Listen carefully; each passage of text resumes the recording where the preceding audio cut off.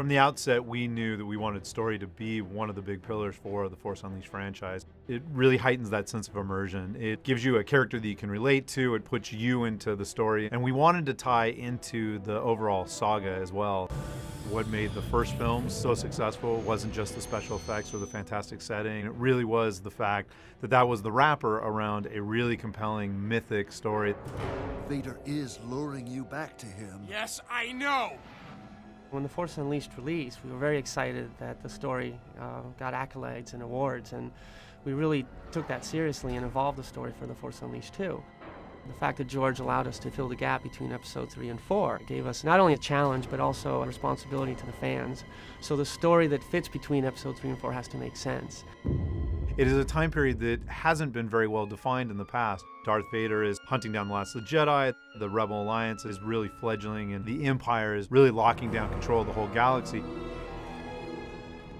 Force Unleashed 1 ended where the Secret Apprentice saved the rebellion by sacrificing himself, and we thought that was a great place to take off. The big question now has become, how did that happen? The story for The Force Unleashed 2 really evolved. It became a lot darker, a lot grittier, and most importantly to me, a lot more personal. And we decided to allow the apprentice to grow up and to become much more self-aware.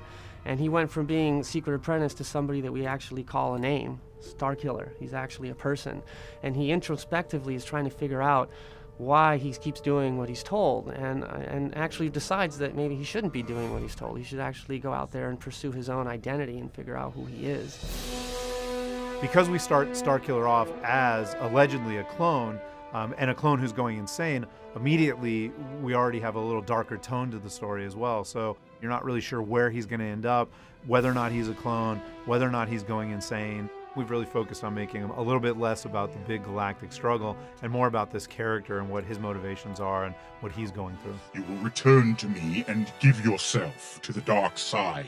Every time we do a Star Wars game, we're always trying to expand the Star Wars universe. So Force Unleashed is a great franchise because for fans of Star Wars, you're able to play it and see things that are familiar to you. You're able to see Darth Vader and learn more about him. You're able to see Princess Leia and what she's doing during this time period and see the formation of the Rebel Alliance and how the galaxy is evolving. But because we're always expanding everything and adding new things, you also get to encounter new characters. So Starkiller has evolved and become, a hero in his own right. We wanted to continue the story of Starkiller, Darth Vader, Juno Eclipse, and General Coda. But with Force Unleashed 2, Boba Fett and Yoda play really key pivotal roles that are instantly recognizable to fans and make the story stronger. What's really cool about that is that it resonates to some of the things that you might remember for The Empire Strikes Back, where, for example, Luke was trying to figure out his self-identity, and he goes to Dagobah and meets the incredible Yoda. I'm looking for someone. Looking? Found someone you have, I would say. And goes to the Cave of Evil and uses that experience to get to the other side, much more aware, at least much more aware about what his next direction needs to be. We did something very similar for The Force Unleashed 2, where Starkiller, in the hunt for his identity, ends up in Dagobah.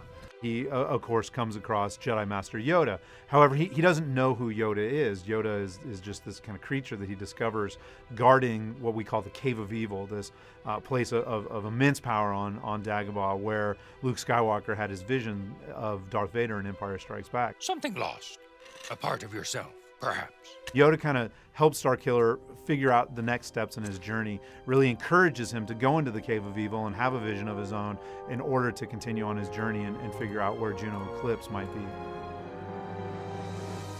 Early in the story process, one of the designers suggested, well, what if Boba Fett tried to spirit Juno Eclipse away? We know from a lot of the expanded universe that Boba Fett has been working for the Empire, and it made sense that Vader would hire somebody like Boba Fett to help him track down Starkiller. Boba Fett plays a key part in making sure that somehow Darth Vader gets to find Starkiller again. One of our mantras has been familiar but new. We really want to put elements into the game that feel familiar, but put a new spin on them or introduce things in a new way. I think that as a very young medium, we really haven't scratched the surface in terms of the types of stories we can tell and how different those stories can be from things like film or novels, and that's really exciting too. So I'm really glad that we're constantly focused on telling new stories and finding new ways to tell those stories too.